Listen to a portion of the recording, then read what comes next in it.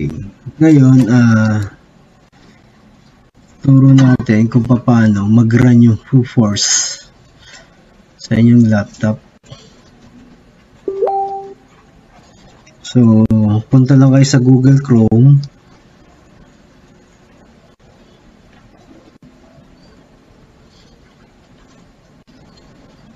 Sa search bar, i-type nyo yung LD Player.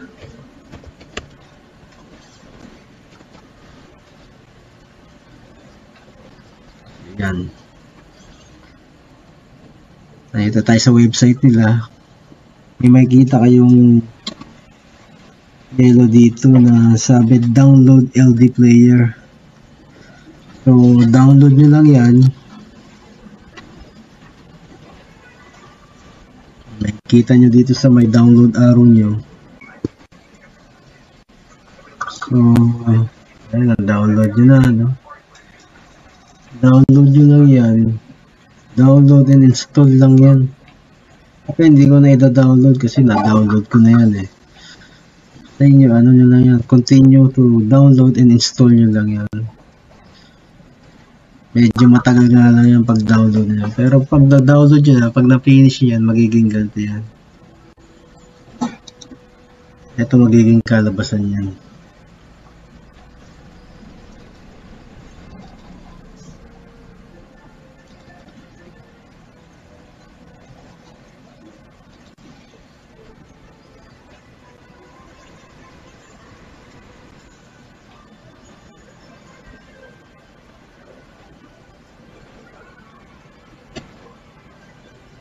Medyo matagal lang siya mag-load. Sa teacher pa. So yan, no? Buksan na natin yung LD Player. Pag na-download nyo at saka na-install nyo yan, ganito magiging kalabasan yan. Ngayon, pupunta kayo dun sa App Center ng ProForce.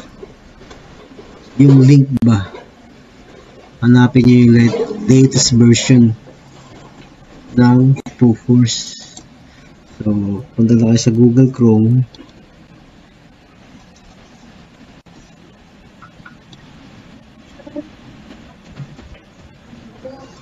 ProForce download. Ayun, App Center.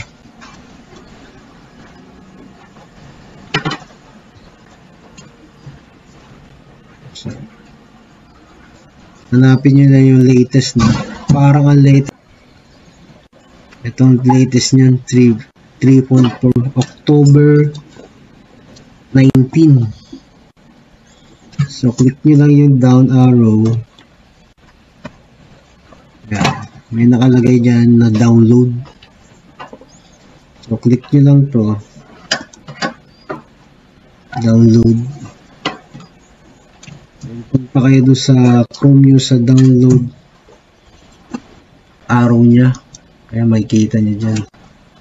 So, ito na download ko na to eh. Kaya post ko na lang at close ko.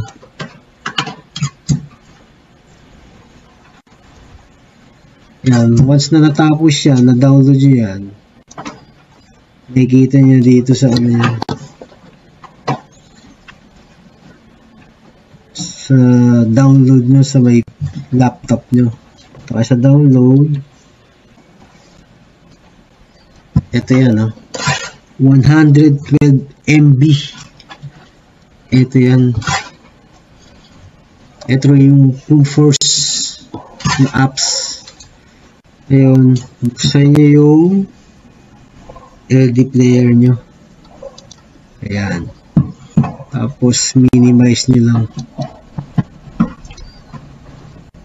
Ngayon, itong ProForce na application na to, ida-drag nyo lang papasok doon sa LD player nyo. Kumbaga, copy and paste lang yan. Ganyan lang yun, no? Ayan. Once na na-copy and paste nyo dyan, magiging ganyan yan. ProForce. Ito na siya.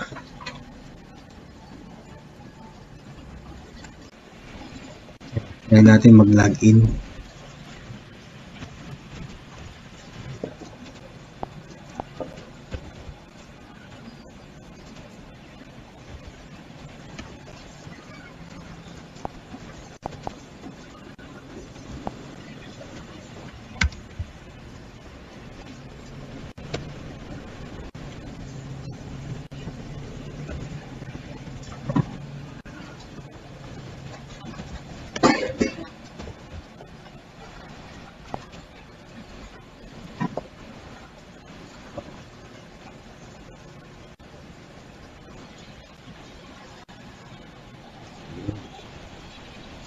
successful.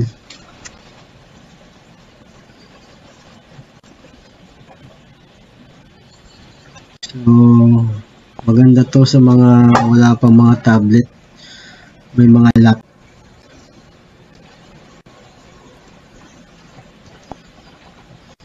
Click natin yung Pro 1 natin.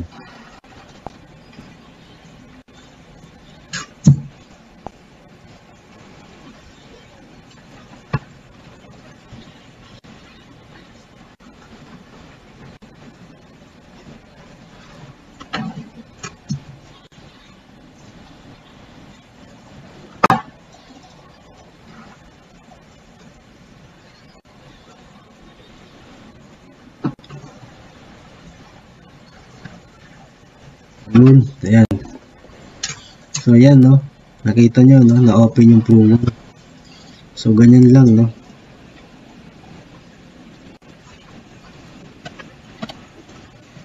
Ayan. Sana makatulong. Lalong-lalo doon sa mga wala pang tablet.